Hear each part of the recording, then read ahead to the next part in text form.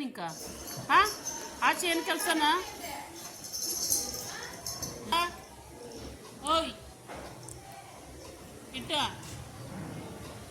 ನಮಸ್ತೆ ಎಲ್ಲರಿಗೂ welcome to Sudha challan. ಇವತ್ತು ಮಧ್ಯಾಹ್ನದ ಲಾಗ್ ಸ್ಟಾರ್ಟ್ ಮಾಡ್ತಾಯಿದ್ದೀನಿ. ಮಧ್ಯಾಹ್ನ ಊರಿಗೆ ಹೋಗೋಣ ಅಂತೇಳ್ಬಿಟ್ಟು ರೆಡಿ ಆಗ್ತಾಯಿದ್ದೀವಿ. ಇಲ್ಲೇ ಹತ್ರ ಇರೋದ್ರಿಂದ ನಾವು ಬೇಗ ಯಾವಾಗ ಬೇಕು ಅವಾಗ ಹೋಗ್ಬೋದು. ಅದಕ್ಕೆ ಸ್ವಲ್ಪ ಮಧ್ಯಾಹ್ನ ಹೋಗೋಣ ಅಂಥೇಳಿ ರೆಡಿ ಆಗಿಬಿಟ್ಟು ಈಗ ಕೂತ್ಕೊಂಡಿದ್ದೀವಿ.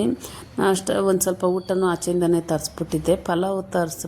ಪಲಾವು ಮತ್ತು ಚಟ್ನಿ ತೊಗೊಂಬಂದಿದ್ರು. ಇನ್ನು ತಿರ್ಗೆಲ್ಲ ಕ್ಲೀನ್ ಮಾಡಿ ಇಟ್ಬಿಟ್ಟಿದ್ವಿ. ಇನ್ನು ಅಡುಗೆ ಎಲ್ಲ ಮಾಡಿ ಊಟ ಮಾಡಿದ್ರೆ ತಿರ್ಗೆಲ್ಲ ಪಾತ್ರೆಗಳೆಲ್ಲ ಬೀಳುತ್ತೆ ಅಂದ್ಬಿಟ್ಟು ಹೋಟ್ಲಿಂದನೇ ಪಾರ್ಸಲ್ ತೊಗೊಂಬಂದ್ಬಿಟ್ಟಿದ್ರು. ಸ್ವಲ್ಪ ಪಾರ್ಸಲ್ ತೊಗೊಂಬಂದು ಟೊಮಟೊ ಬಾತು ಪಲಾವ್ ಏನೋ ತೊಗೊಂಬಂದಿದ್ರು. ಅದು ತಿಂದ್ಬಿಟ್ಟು ಅವರು ತರಕಾರಿ ಏನು ಹಾಕಲ್ಲ, ಸಿಂಪಲಾಗಿ ಮಾಡಿರ್ತಾರೆ. ಅದಕ್ಕೆ ಅದು ತರಕಾರಿ ಪಲಾವ್ ಏನೋ ಗೊತ್ತೇ ಆಗೋಲ್ಲ.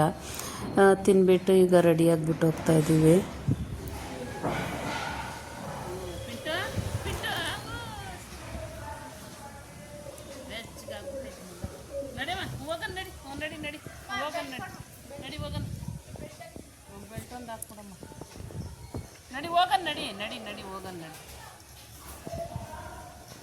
ಹೋಗನ್ ಬಾ. ಅರ್ರೇ ಅಯ್ಯಯ್ಯೋ ಕಿತ್ಕೊಂಡು ನಡೆ ಎಲ್ಲ ಏನು ಇವ್ನಿಗೆ ಮಾಡೋದು. ಆಕೆ ಬಿರಿಯಾನಿ ಟೈಮ್ ಆಯ್ತು. ಪಿಂಟು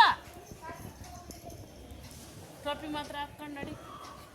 ಈಗ ಹೋಗ್ತಾಯಿದ್ದೀವಿ ಮನೆಗೆ. ತುಂಬಾ ತರಲೆ ಆಗ್ಬಿಟ್ಟಿದೆ ಪಿಂಟು. ಟೋಪಿ ಹಾಕಿದ್ರು ಮಡ್ಕೊಳ್ಳಲ್ಲ, ಸಾಕ್ಸ್ ಹಾಕಿದ್ರು ಮಡ್ಕೊಳ್ಳಲ್ಲ. ಚಳಿಗೆ ಪಾಪ ಅವ್ನು ನೆಗಡಿ ಆಗಿಬಿಡುತ್ತೆ ಅಂತ ಸಾಕ್ಸು ಟೋಪಿ ಎಲ್ಲ ತಗೊಂಬಂದಿದ್ರೆ ಅವ್ನು ಹಾಕ್ಸ್ಕೊಳ್ಳೋದೇ ಇಲ್ಲ. ಕಿತ್ತಾಕ್ಬಿಟ್ಟಿದ್ದ. ಹಂಗೆ ಸರಿ ಹೋಗಲಿ ಅಂದ್ಬಿಟ್ಟು ಹೋಗ್ತಾಯಿದ್ದೀವಿ ಈಗ ಊರಿಗೆ. ಹೋಗೋಷ್ಟೊತ್ತಿಗೆ ನಮ್ಮಮ್ಮ ಒಬ್ಬಟ್ಟೆಲ್ಲ ಮಾಡ್ತಾಯಿದ್ರು. ಹಂಗೆ ಕೀರ್ತಿನೂ ಮಾಡ್ತಾಯಿದ್ಲು. ಒಬ್ಬಟ್ಟು ಮಾಡಿ ಅನ್ನ ಸಾಂಬಾರು ಬೋಂಡ ಮಾಡಿದರು. ಹೋಗೋಷ್ಟೊತ್ತಿಗೆ ಬಿಸಿ ಬಿಸಿ ಒಬ್ಬಟ್ಟು ನಾವು ತಿಂದ್ಬಿಟ್ಟು ತಿನ್ನಪ್ಪ ಬಿಸಿ.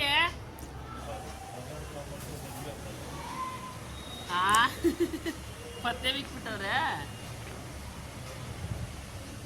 ಇಂಜೆಕ್ಷನ್ ಹಾಕ್ಸ್ಕೊಂಬಂದಿದ್ರಂತೆ ನಮ್ಮಪ್ಪ. ಅದಕ್ಕೆ ನೀವು ತಿನ್ನಬೇಡ್ರಿ ಅಂತೇಳಿದ್ರು. ಅವ್ರು ತಿಂದಿಲ್ಲ.